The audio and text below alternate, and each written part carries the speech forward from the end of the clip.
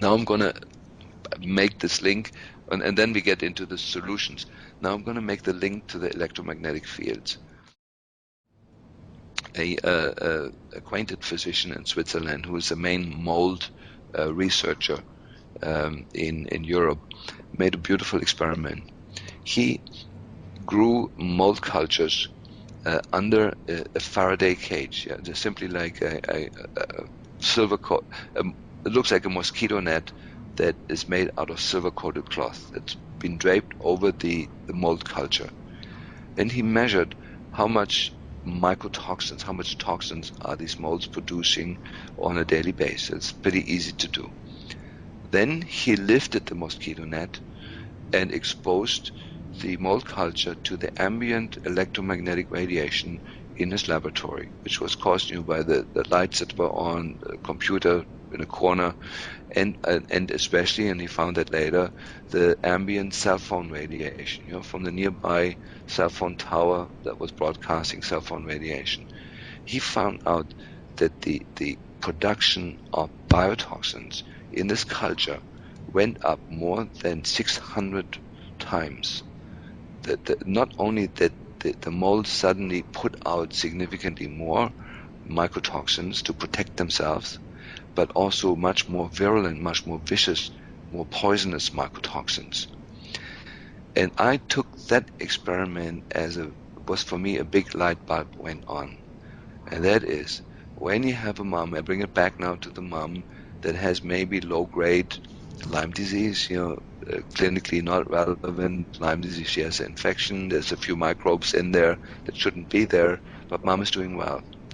Now you expose this mom to significant amounts of electromagnetic fields of the same nature as in this laboratory in Switzerland. The molds inside us and the Lyme spirochetes inside this mom suddenly believe they're being attacked, or they feel they're being attacked, and they respond to that attack with the only mechanism that they have, and that is to produce more potent biotoxins and more biotoxins and more potent biotoxins. And with that, suddenly mom's system is overwhelmed with biotoxins, and also the molds and the spirochetes and the mycoplasma start multiplying. They think they're being attacked, they're threatened to be extinguished, and so their response is to make more babies, so there's more of them, so chances of their genes to survive are higher. This is a simple, pure biological response that can be seen anywhere in nature.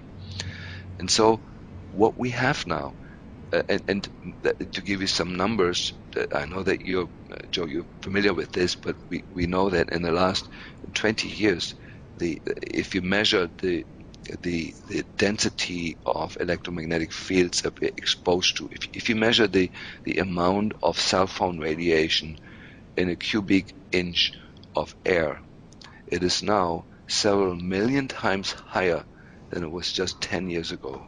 Millions of times higher than it was 10 years ago.